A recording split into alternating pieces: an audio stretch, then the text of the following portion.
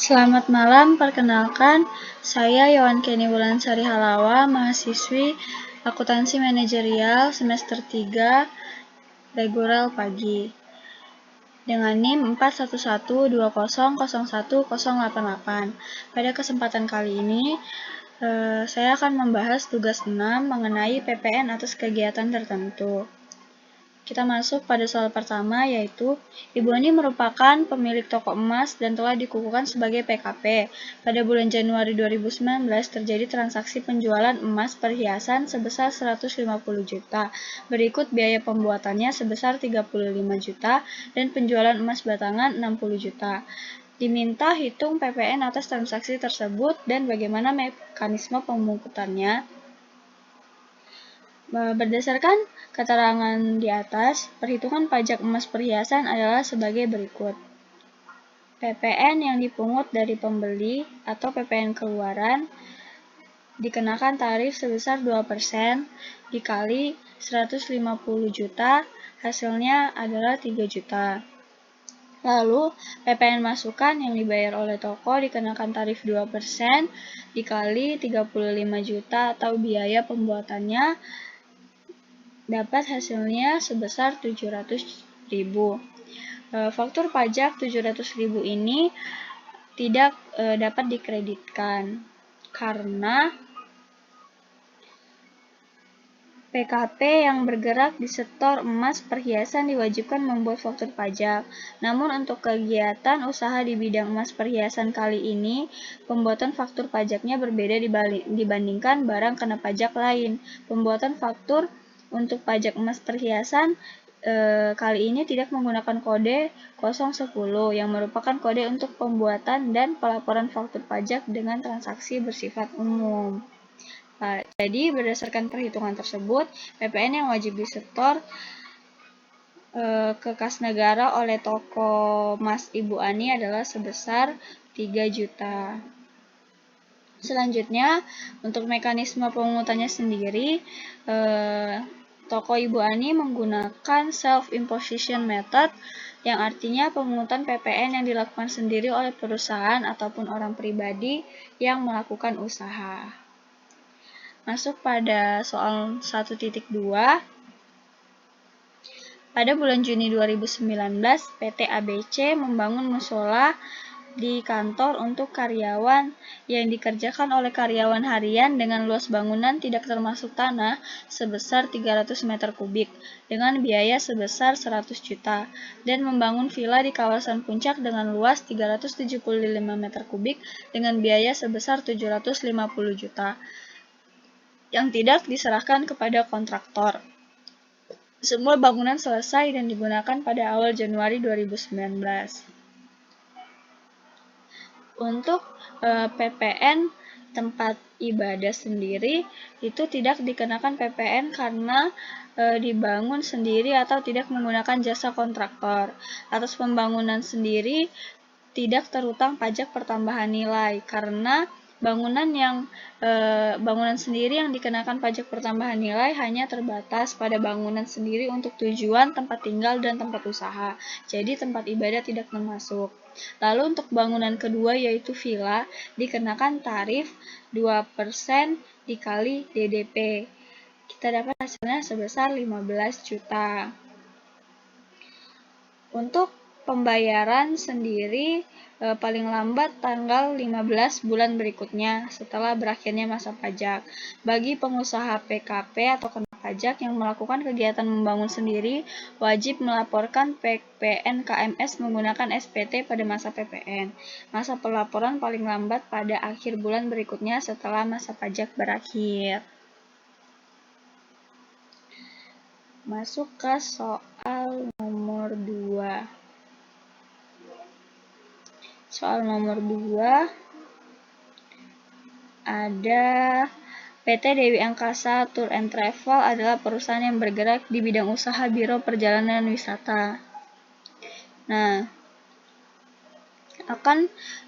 pada soal kali ini kita akan menghitung dan melaporkan PPN dalam transaksi. Jadi ada 3 transaksi. Transaksi yang pertama, pada tanggal 5 Oktober 2018, PT Dewi Angkasa Tour and Travel memberikan pelayanan paket wisata kepada PT Araya yang beralamat di Jalan Marga Asih, Bandung dengan NPWP sebagai berikut dengan jumlah tagihan sebesar 400 juta.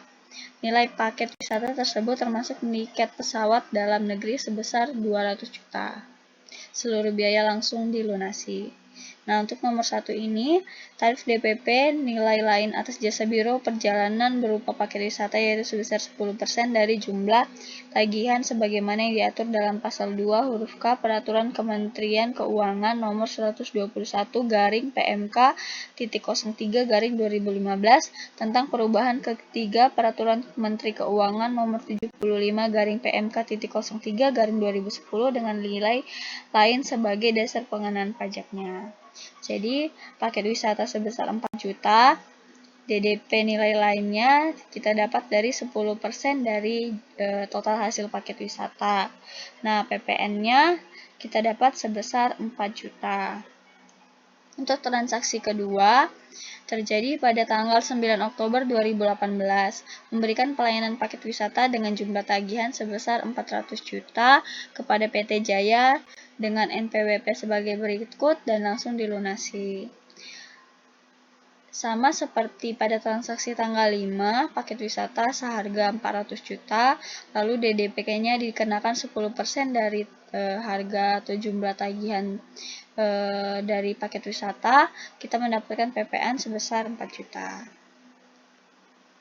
Transaksi yang ketiga, membeli komputer dan printer untuk keperluan operasional usaha kepada PT Wijaya dengan NPWP sebagai berikut sebesar 65 juta. Atas pembelian ini diterima FP tertanggal 20 Oktober 2018 dengan kode dan nomor seri sebagai berikut. Pada kali ini kita akan mencari PPN terutangnya. PPN keluaran kita dapat dari transaksi yang pertama dan yang kedua. 4 juta ditambah 4 juta sebesar 8 juta.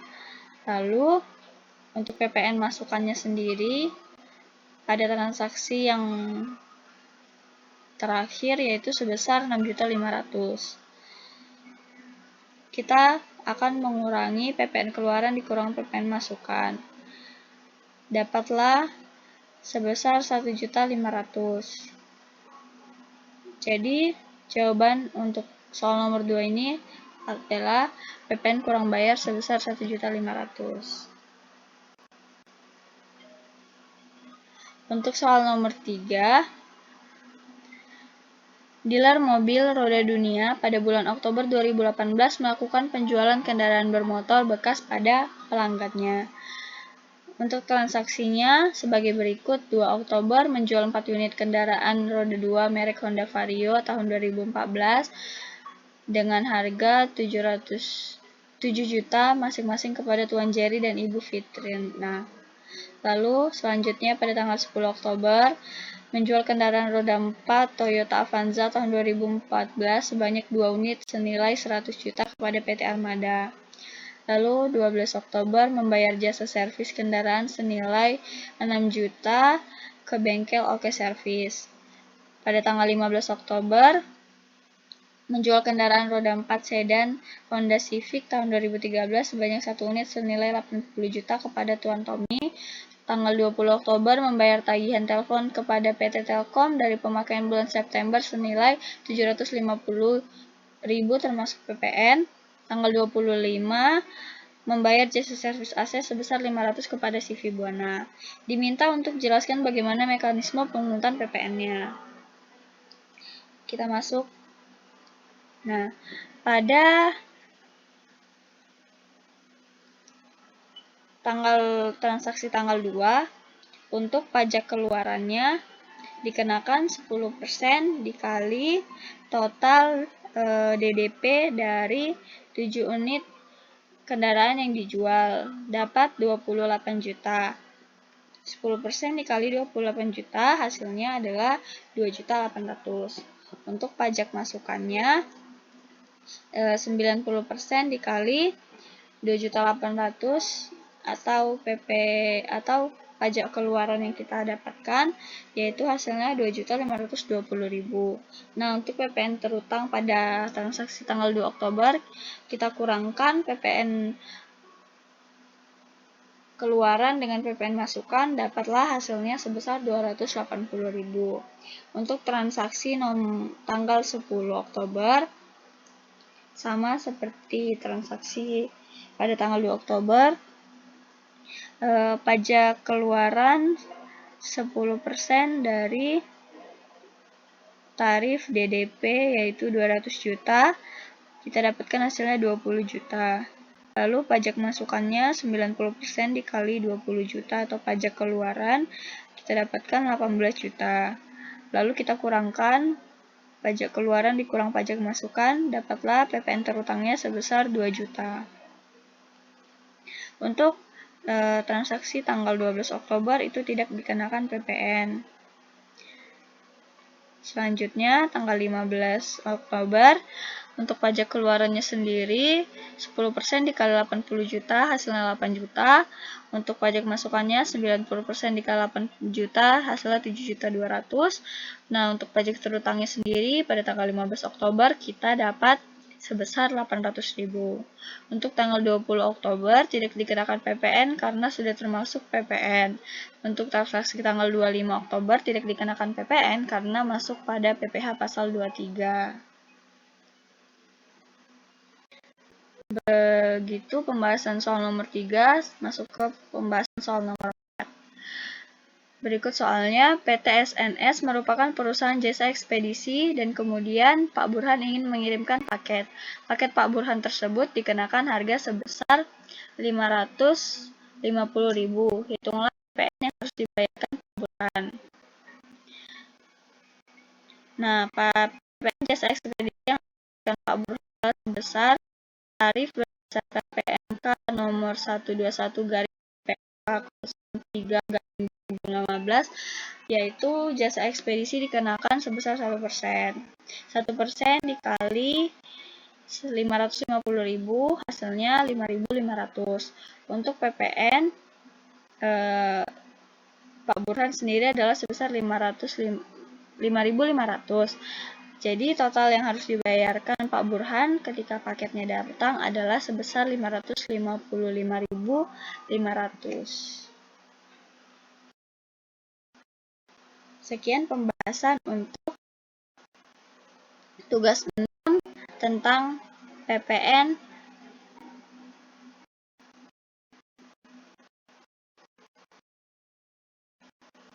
kegiatan tertentu. Jika kurang atau salah, saya ucapkan terima kasih.